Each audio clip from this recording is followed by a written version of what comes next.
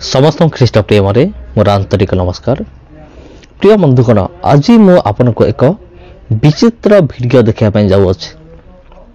हाँ बंधुगण, ये वीडियो एमती एक चर्च घर मध्य गणेश मूर्ति को स्थापना करी तार उपासना करा जायतिला, तार पूजा मध्य करा जायतिला।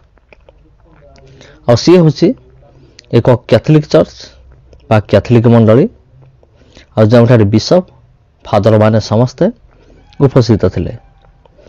तेबे विशेष कर बंधुगण, मु विश्वस्ततार सहित आपण को यह जनईदा चाहे जे वीडियो क्यों देशर मु जाने नहीं कि क्यों जगार मु तो जाने नहीं, किंतु एतिकी मात्र मु जाने जे चर्च घर मध्य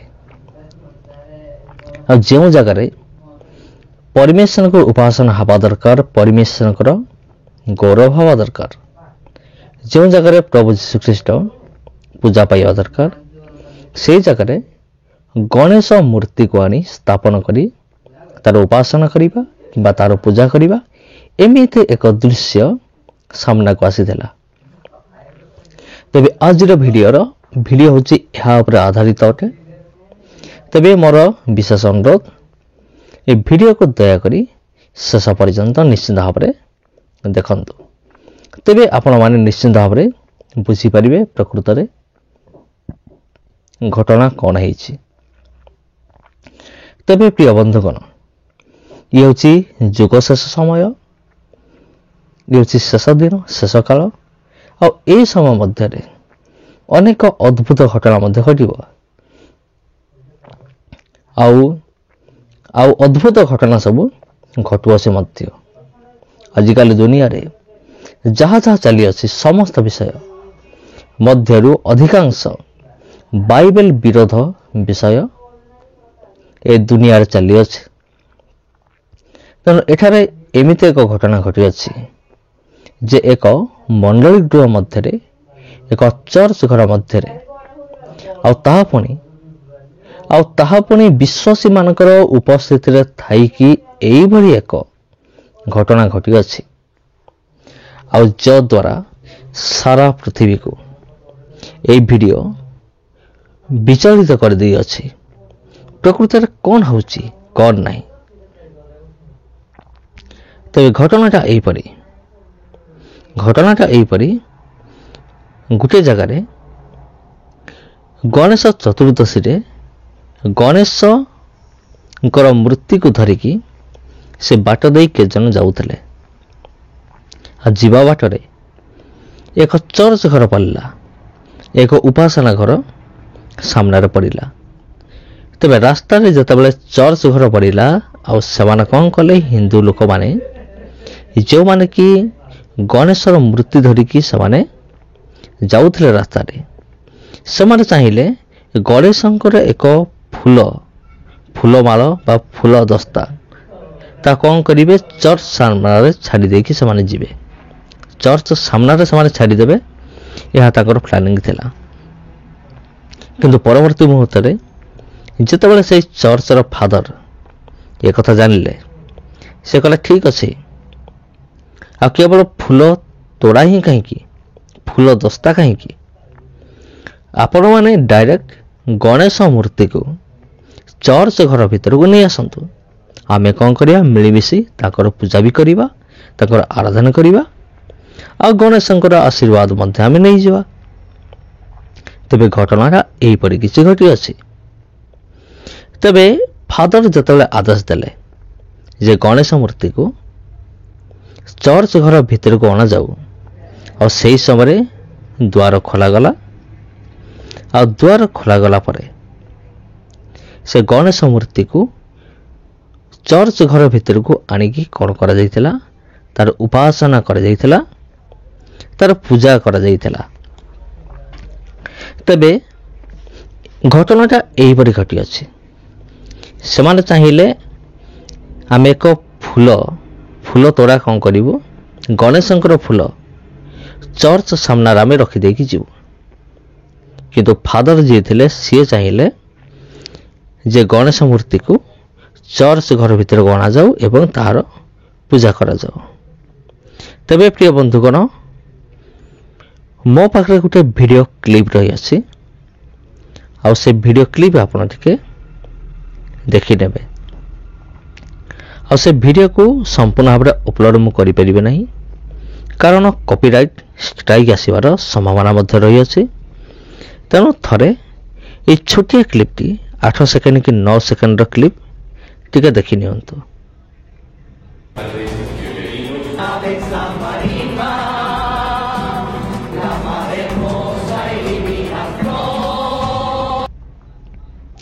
ତେବେ ପ୍ରିୟ ବନ୍ଧୁଗଣ, ଇଏ ଥିଲା সেই ଭିଡ଼ିଓ କ୍ଲିପ୍। ଆଉ ଯଦି ଆପଣ ପୁରା ଭିଡ଼ିଓ ଦେଖିବା ପାଇଁ ଚାହୁଁଛନ୍ତି, ତେବେ ମୋର ଟେଲିଗ୍ରାମ ଚ୍ୟାନେଲରେ ଜଏନିଂ କରନ୍ତୁ।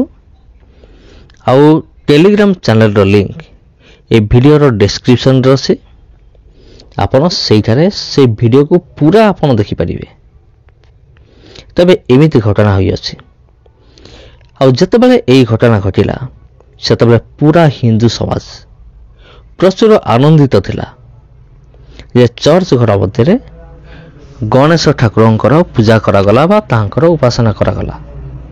କିନ୍ତୁ କେହି ମଧ୍ୟ ଜାଣନ୍ତି ନାହିଁ, ପ୍ରାୟ ଅଳ୍ପ ଲୋକ ଜାଣନ୍ତି ଯେ ତାପରେ ସେହି ଫାଦର ଏବଂ ବିଶପମାନଙ୍କ ପ୍ରତି କ'ଣ କରାଗଲା, ତାଙ୍କ ପ୍ରତି କ'ଣ ଘଟିଥିଲା, ଆଉ ସେଇ କଥା ତା ପରେ ପରେ ଜଣାପଡ଼ିଲା। ଆଉ ଚର୍ଚ୍ଚ ଯିଏ ବିଶପ ଥିଲେ ରାଫେଲ ଜର୍ନୋଜା, ଆଉ ସିଏ କ'ଣ କରିଥିଲେ କି, ସିଏ ଯେତେବେଳେ ଏହି ସବୁ ଘଟଣା ଘଟିଲା, ତାଙ୍କୁ ବାଧ୍ୟ କରାଗଲା ତୁମେ କ'ଣ କର, ଏକ କ୍ଷମା ପ୍ରାର୍ଥନା କର। ସିଏ କ'ଣ କଲେ, ଲିଖିତ ହିସାବରେ ସେ କ୍ଷମା ପ୍ରାର୍ଥନା କରିଥିଲେ ଯେ ମୋର ବହୁତ ବଡ଼ ଭୁଲ ହୋଇଯାଇଛି, କାରଣ ଗଣେଶ ମୂର୍ତ୍ତିକୁ ଚର୍ଚ୍ଚ ଘର ଭିତରକୁ ଆଣିକି ମୁଁ ବହୁତ ବଡ଼ ଭୁଲ କରିଅଛି। ଆଉ ଦୁନିଆରେ କେବଳ ଜଣେ ମାତ୍ର ପରିବେଶର ଅଟନ୍ତି, ଆଉ ସେଇ ପରିବେଶର କେବେ ହେଲେ ମଧ୍ୟ ଗଣେଶ ନୁହନ୍ତି। ଆଉ ସେ ନିଜର ମାଫିନାମାରେ ସେ ଯେଉଁ କ୍ଷମା ମାଗିଲେ, ସେଇଠାରେ ଏଇ କଥାକୁ ସେ ସ୍ପଷ୍ଟ ଭାବରେ ଲେଖିଦେଇଥିଲେ ଯେ ଦୁନିଆର ଈଶ୍ୱର ଗଣେଶ ନୁହନ୍ତି, ଈଶ୍ୱର କେବଳ ମାତ୍ର ଜଣେ ଅଟନ୍ତି। ଆଉ କଥାଟା କେବଳ ଏତିକିରେ ରହିନଥିଲା, ଆଉ କଥାଟା ଆଗକୁ ବଢ଼ିଥିଲା। ଆଉ ଚର୍ଚ୍ଚର ଯିଏ ଜେନେରାଲ ଥିଲେ ଫାଦର ମାଥ୍ୟୁ ଯୋସେଫ କାଷ୍ଟ୍ରୋ, ଆଉ ତାଙ୍କୁ ମଧ୍ୟ ଏଇଭଳି ଏକ ପରିସ୍ଥିତି ଦେଇ ଯିବାକୁ ପଡ଼ିଥିଲା। ତାଙ୍କୁ ମଧ୍ୟ କ୍ଷମା ପ୍ରାର୍ଥନା କରିବାକୁ ପଡ଼ିଥିଲା ଏବଂ ତାଙ୍କୁ ତ ପୁରା ନିଲମ୍ବିତ କରାଯାଇଥିଲା, ମାନେ ପୁରା ବାହାର କରିଦିଆଯାଇଥିଲା। ଆଉ ସେ ମଧ୍ୟ କହିଥିଲେ ଯେ ଯେପରି ସେମାନେ ଆମମାନଙ୍କ ପ୍ରତି ବ୍ୟବହାର କଲେ, ସେମାନେ ଚାହିଁଲେ ଯେ ଏକ ଫୁଲ ତୋଡ଼ା ରଖିକି ଯିବା ପାଇଁ। ମୁଁ ମଧ୍ୟ ଚିନ୍ତା କଲି, ଆଉ ମୁଁ ମଧ୍ୟ ଇଚ୍ଛା କଲି ଯେ କେବଳ ଫୁଲ ତୋଡ଼ା କାହିଁକି, ଆଉ ସମ୍ପୂର୍ଣ୍ଣ ଗଣେଶ ମୂର୍ତ୍ତିକୁ ଅଣାଯାଉ ଚର୍ଚ୍ଚ ଘର ଭିତରକୁ। ଆଉ ତାଙ୍କୁ ନିଲମ୍ବିତ କରିବାର କାରଣ ହେଉଛି, ଗଣେଶ ମୂର୍ତ୍ତି ଆସିବା ନିମନ୍ତେ ଯେଉଁ କବାଟ ବନ୍ଦ ଥିଲା, ସେ କବାଟକୁ ଖୋଲିଥିଲେ ଚର୍ଚ୍ଚର ଜେନେରାଲ, ତାଙ୍କ ନାଁ ଥିଲା ଫାଦର ମାଥ୍ୟୁ ଯୋସେଫ କାଷ୍ଟ୍ରୋ। ତେବେ ଖ୍ରୀଷ୍ଟର ପ୍ରିୟ ଭାଇ ଏବଂ ଭଉଣୀମାନେ, ଆଜିର ଏହି ଶେଷ ଦିନରେ, ଶେଷ ଯୁଗରେ ଅନେକ କିଛି ଚାଲିଅଛି, ଅନେକ ଅଦ୍ଭୁତ ଘଟଣା ସବୁ ଘଟୁଅଛି। ଆଉ ଏହି ସମସ୍ତ ବିଷୟ ଯୁଗ ଶେଷର ସମୟ ବା ଯୁଗ ଶେଷ ସମୟ ଯେ ଆସିଯାଉଅଛି, ତାର ଏକ ନିଦର୍ଶନ ବା ତାର ଏକ ଚିହ୍ନ କହିଲେ ମଧ୍ୟ କୌଣସି ପ୍ରକାର ଭୁଲ ହେବ ନାହିଁ। ତେବେ ଖ୍ରୀଷ୍ଟର ପ୍ରିୟ ଭାଇ ଏବଂ ଭଉଣୀମାନେ, ଆପଣମାନଙ୍କୁ ପ୍ରତ୍ୟେକଙ୍କୁ ମୋର ଆନ୍ତରିକ ନମସ୍କାର। ଏ ଭିଡ଼ିଓ ଆପଣଙ୍କୁ କିପରି ଲାଗିଲା ମୋତେ କମେଣ୍ଟ କରିବେ, ଆଉ এই ଭିଡ଼ିଓକୁ ଅନ୍ୟମାନଙ୍କ ସହିତ ସେୟାର ମଧ୍ୟ କରିବେ, ଯେପରି ଅନ୍ୟମାନେ ମଧ୍ୟ ଏଇଭଳି ଯେପରି ଭ୍ରାନ୍ତ ସମାଜରୁ ଯେପରି ସେମାନେ ବଞ୍ଚିବାକୁ ପାରିବେ, ବର୍ତ୍ତି ପାରିବେ, ସେଥି ନିମନ୍ତେ ଏ ଭିଡ଼ିଓକୁ ଆପଣ ସେୟାର କରନ୍ତୁ। ଆଉ ତାପରେ ପରେ ଆମେ ଦେଖୁଛୁ ଯେ ଚର୍ଚ୍ଚର ଫାଦର ଆଉ ଜଣେ ହିନ୍ଦୁ ଭାଇଙ୍କୁ ଆଲିଙ୍ଗନ କରିଛନ୍ତି। ଆଲିଙ୍ଗନର କାରଣ ହେଉଛି, ଆଲିଙ୍ଗନ କରିବାର ମୁଖ୍ୟ କାରଣ ହେଉଛି ଯେ ସେ ଚର୍ଚ୍ଚ ଘର ଭିତରକୁ ଆସିଲେ ଆଉ ଗଣେଶର ମୂର୍ତ୍ତି ସ୍ଥାପନ କଲେ। ଏ ଖୁସିରେ ଫାଦର ମଧ୍ୟ ଆଲିଙ୍ଗନ କରୁଛନ୍ତି ଜଣେ ହିନ୍ଦୁ ଭାଇକୁ, ଯାହା ଆମେ ଦେଖିଲୁ ଭିଡ଼ିଓରେ।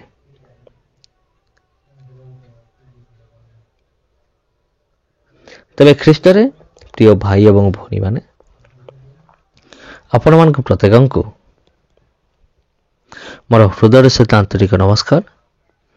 ଆଉ ଏହି ଭିଡ଼ିଓକୁ ଆପଣ ଅନ୍ୟମାନଙ୍କ ସହିତ ସେୟାର କରିବେ ନିଶ୍ଚୟ, ଯେପରି ଅନ୍ୟମାନେ ମଧ୍ୟ ଏ ସମସ୍ତ ଘଟଣାବଳୀକୁ ସେମାନେ ମଧ୍ୟ ଯେପରି ଜାଣିବାକୁ ପାରିବେ। ସେଥି ନିମନ୍ତେ ଏହି ଭିଡ଼ିଓକୁ ଆପଣ ପ୍ରବଳ ମାତ୍ରାରେ ସେୟାର କରନ୍ତୁ। ତେବେ ପ୍ରିୟ ବନ୍ଧୁଗଣ, ଆଜି ପାଇଁ ଏତିକି। ଆଉ ପୁଣି ଦେଖାହେବ ଆପଣଙ୍କ ସହିତ ଆଗାମୀ ଅଧ୍ୟାୟରେ, ଆଗାମୀ ଭିଡ଼ିଓରେ। ଆଉ ଆଗାମୀ ଦିନରେ ମଧ୍ୟ ମୁଁ ଆପଣଙ୍କ ନିମନ୍ତେ ଆଉ ଏକ ଗୁରୁତ୍ୱପୂର୍ଣ୍ଣ ଭିଡ଼ିଓ ନେଇକି ଆସିବି। ସେ ପର୍ଯ୍ୟନ୍ତ ରହିଲି, ସମସ୍ତଙ୍କୁ ମୋର ନମସ୍କାର।